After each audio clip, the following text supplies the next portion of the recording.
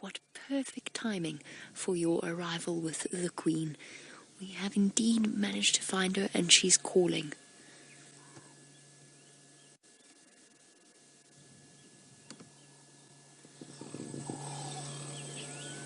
Well, she was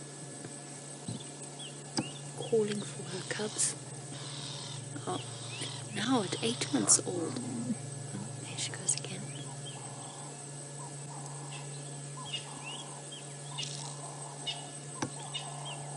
Let's see which one decides to come out first.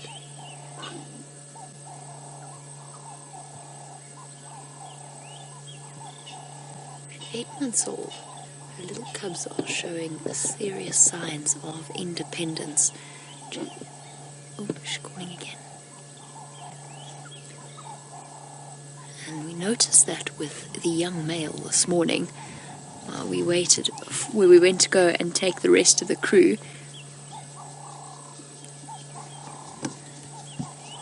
which does mean that on occasion they spread quite far and wide, and she has to work hard to find them again, or at least call repeatedly, like a mom desperately calling upstairs to recalcitrant teenagers.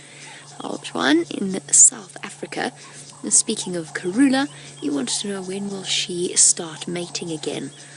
Probably only in about a year, when the cubs are 18 months old, or just over 18 months old, is when she should start mating again, preferably for the survival of the cubs, preferably only when they're about 2 years old would be ideal, but it'll probably be closer to when they are 18 months of age.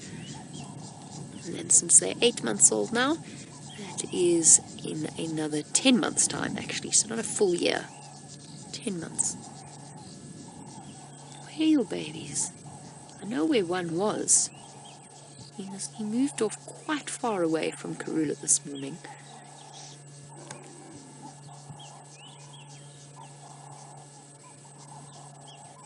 The Cape turtle doves, or the ring-necked doves, are making such a noise. It's amazing if those cubs can actually hear over the sound of them. I love that sound.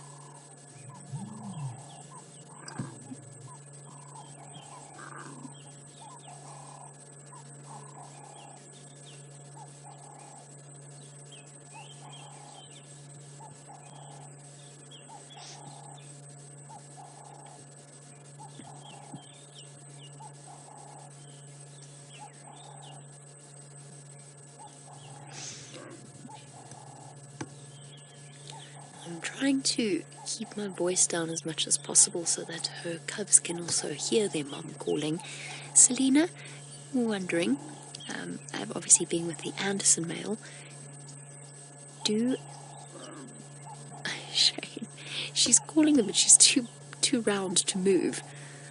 Sorry, Selena. You're wondering if male leopards kill cubs like male lions do. Yes, they do. If a male comes into a territory, he will, and it's a new territory to him, he will kill all of the leopard cubs he finds. The same applies to nomadic males, young dispersal males, and older dispersal males. They will instinctively kill cubs of females that they haven't mated with. But generally, it's in those rare situations where a dispersal male has stumbled upon them. So Tingana, for example, would not be a threat to Karula's cubs, since he has mated with her and could be the father. Same way Anderson was not a threat to Shadow's cubs, since she had been seen mating with him. Come on, little cubs, out you come. Sitting and waiting. Okay, while we wait for the cubs to pop out, let's go over to Anderson, see if he manages to get it up the tree.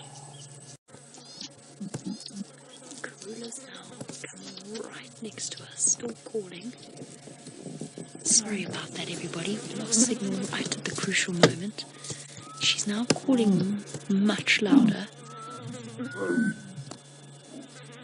looking for her 2 cubs who've been naughty and have wandered off away from Mum.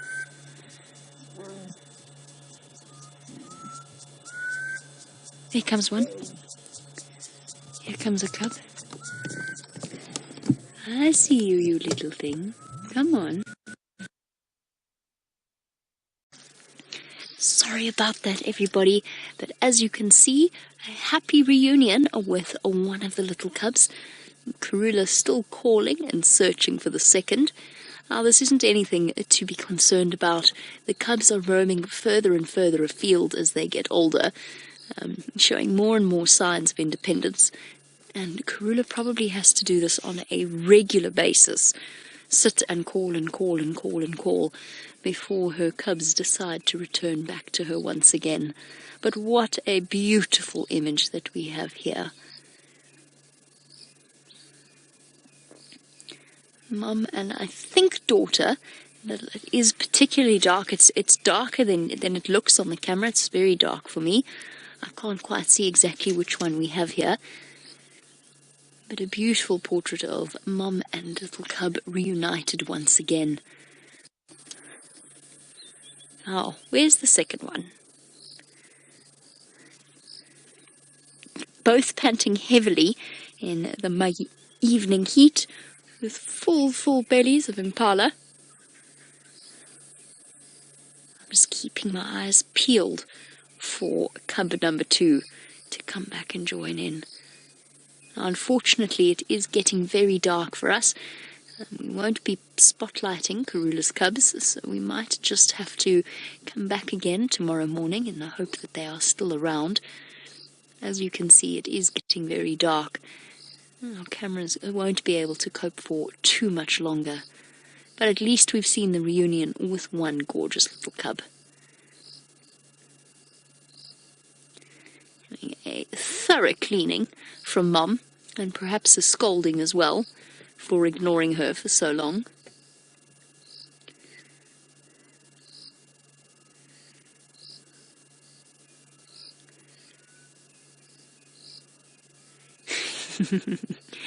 Headbutt.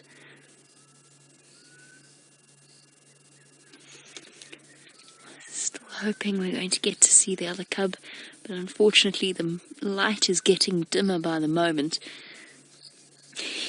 They're also now very much blocking our route out of here. We might have to go all the way down the Mulwati in reverse. Oh, big yawn. But that's okay. Entirely worth it to spend moments like this.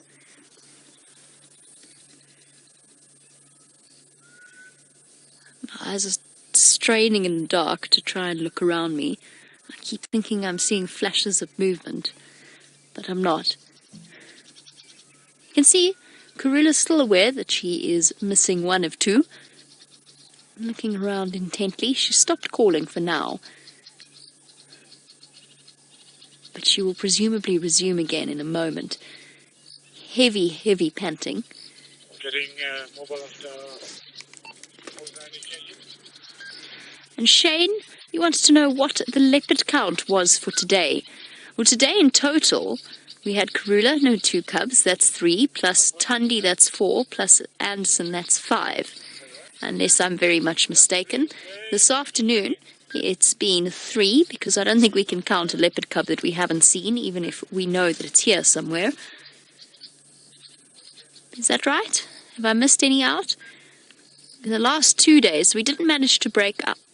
We didn't manage to break our record, which is what we were aiming for on the sunrise safari, and just because quarantine had moved south into Mala by the time Brent got to Cheetah Plains this morning. We were aiming for 6, which actually, if Tundi's cubs had been there, we would have skyrocketed past the record of 5 in one drive. And if we'd had a Mvula, we would have managed as well. Oh. Okay. I think that's probably it for our sighting. I can barely see them. You can see the camera is starting to get a little stuttery in the darkness, and I can't switch on any lights to help with that. Oh, Karula's up. I think that while we move out, we're probably going to lose signal again. Let's head back over to Brent and see what he's up to.